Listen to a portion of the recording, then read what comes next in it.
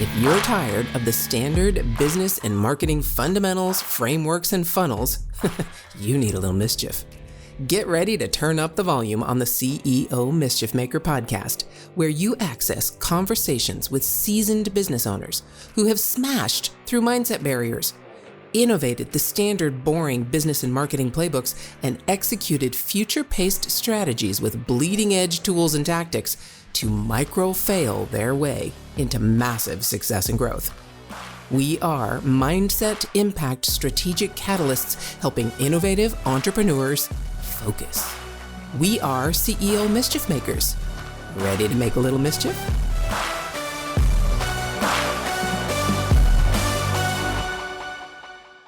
Hey, CEO Mischief Makers, MKJ here, and I so hope you are enjoying my conversation with Vin Infante. There's way more to come. I can't wait. So hang on and buckle your seatbelts because it gets even better than it's been so far.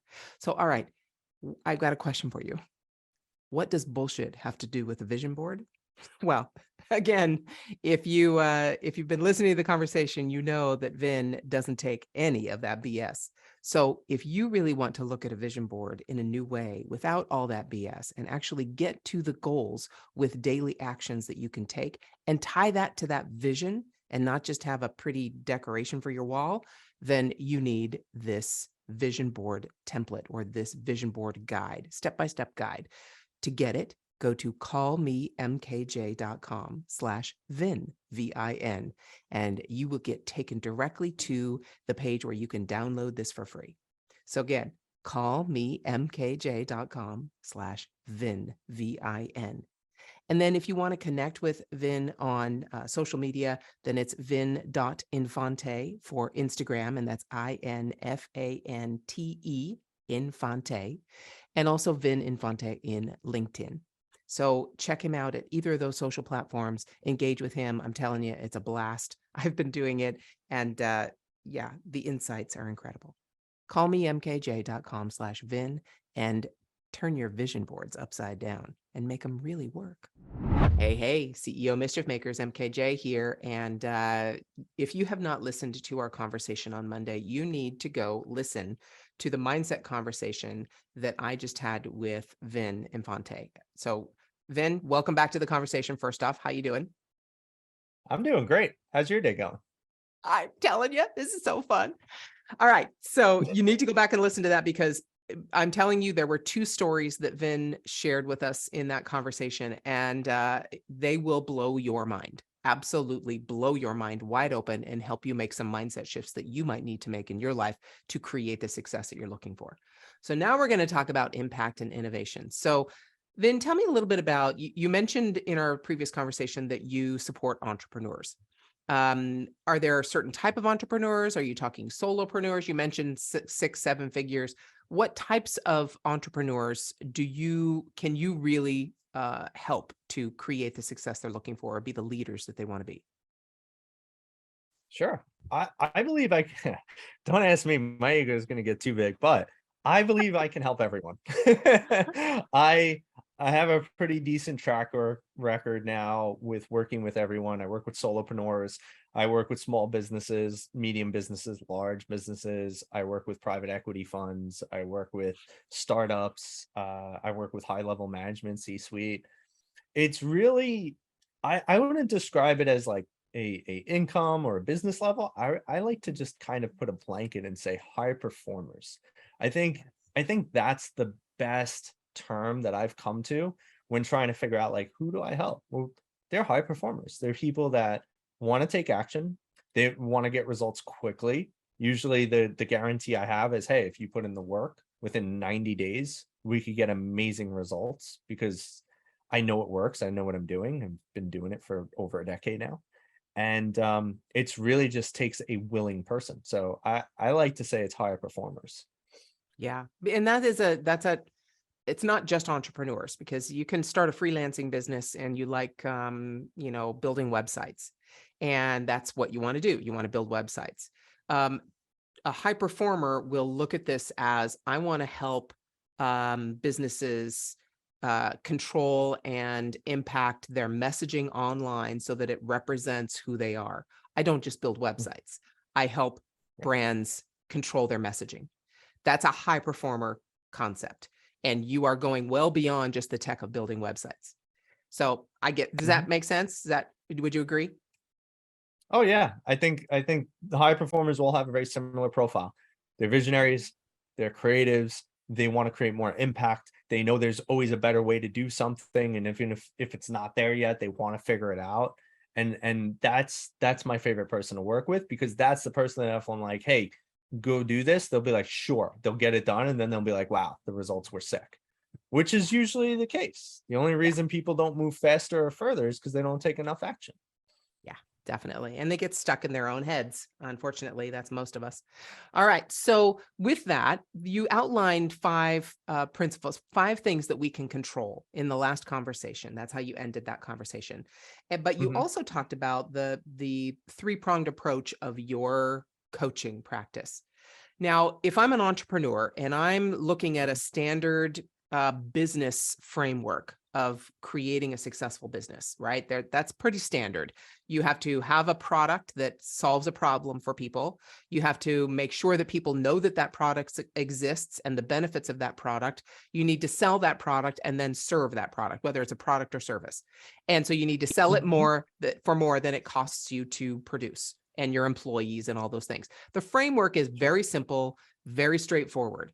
But the way we innovate that and create success out of it is wildly different from one person and one business to another. So, Of your course. coaching practice, how can you take your coaching philosophy and help someone with that kind of basic business framework so that they actually can become a leader and grow their business in a unique way? How do you do that? Mm. Well, all businesses and people are virtually the same, right? Like it's interesting. If you've ever looked at, and there's really cool charts online, you can just Google like life cycle of businesses. And you'll get a chart that basically will read out or show you like, oh, there's levels to a business. And if we want to kind of just make it a little bit more fun, let's just say, hey, you're starting a business, it's a newborn. You better give that thing all the time and attention and love it needs, or it's going to die like tomorrow. And then they grow up, and then they're toddlers, and now they kind of have their own legs and they're generating some income. But oh man, if you don't keep it up, and it's going to fall and it's going to get hurt, and then it becomes a kid, right? And so there's these life cycles of businesses, much like raising children. And so a big part of it comes down to two things. Is your kid in a good environment? Do you know how to support your kid? And more importantly, do you know how to be a good parent? And so when I help entrepreneurs, what I'm really helping them is with kind of a two-pronged approach. I'm not a business coach. I never say that I am. You need systems, you need branding. I could help with it, but I have a guy I'd rather just refer you to because that's their expertise and they can do it 10,000 times better than me. I'll help you. Like I'll get you the message, right? We'll develop it, but that's not what I do. I develop people.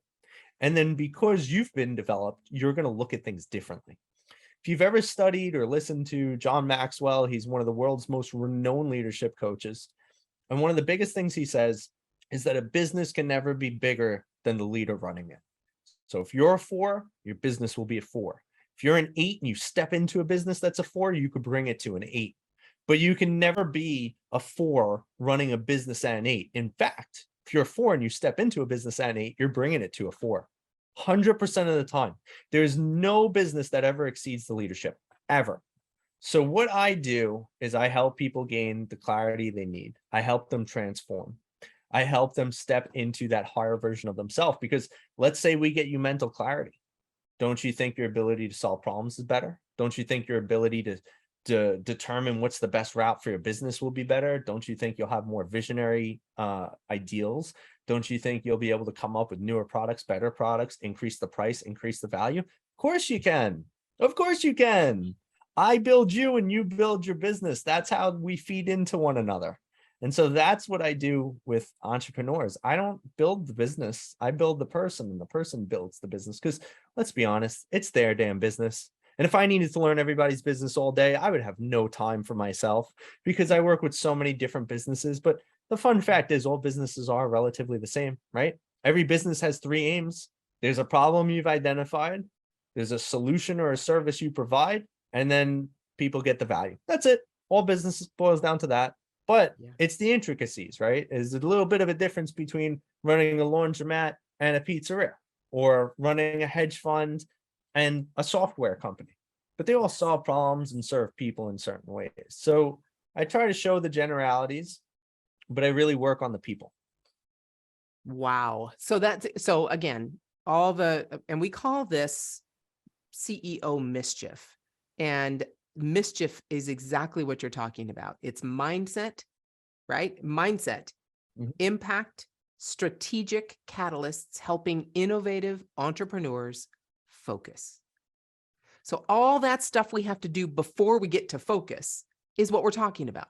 Because you can, if you Yeah. focus on the wrong thing because you're a 4 and you're trying to, step into a business that's an 8, you will not have the things that you have to focus on if you're still a 4. Because the business Mhm. needs the 8 level business needs different focus than the 4 level Yeah. business. So that's what we're talking about. We're talking about innovating these things, working on ourselves, our mindset and our impact and our strategy, so that we can then focus on the right things. And it's not, don't beat yourself up because you're a 4 and you aren't at an 8 yet.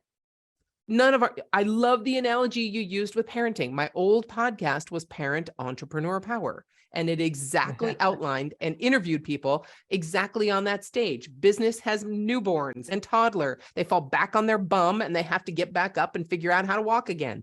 That's Mhm. life.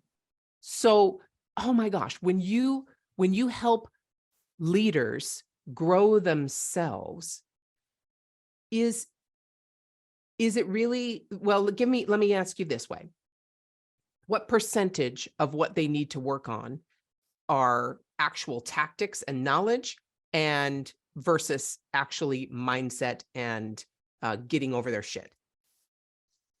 I think it's like 80-20. Like, funny enough, right? Like the 80-20 rule. But I think it is actually 80-20. I think 80% of the time it's internal in the leader, and 20% of the time it's actually the stuff, right?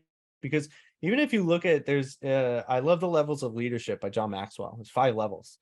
But if you look at I'm going to just emphasize 3 to 4. I don't want to get into it. It's too much. But if you emphasize 3 to 4, 3 is producer, 4 is people development. The shift that's required for businesses to scale is that shift right there. When I come in and a leader is like, I don't know, we can't scale, we're stuck at 1 million, we're stuck at 10 million, we're stuck at whatever you're stuck at, doesn't matter.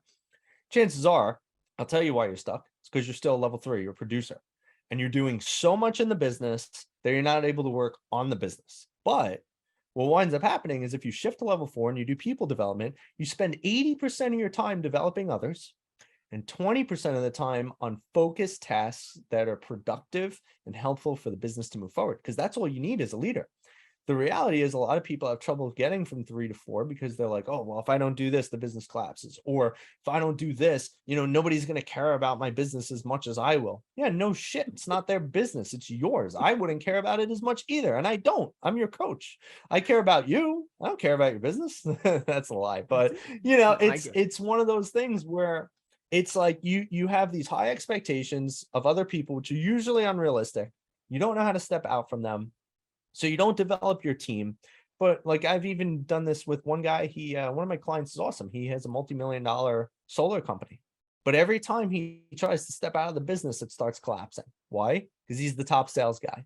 And I was like, yeah. why don't you just replicate yourself? He's like, oh, I never thought about it like that. Yeah, of course. What if there were 4 of you?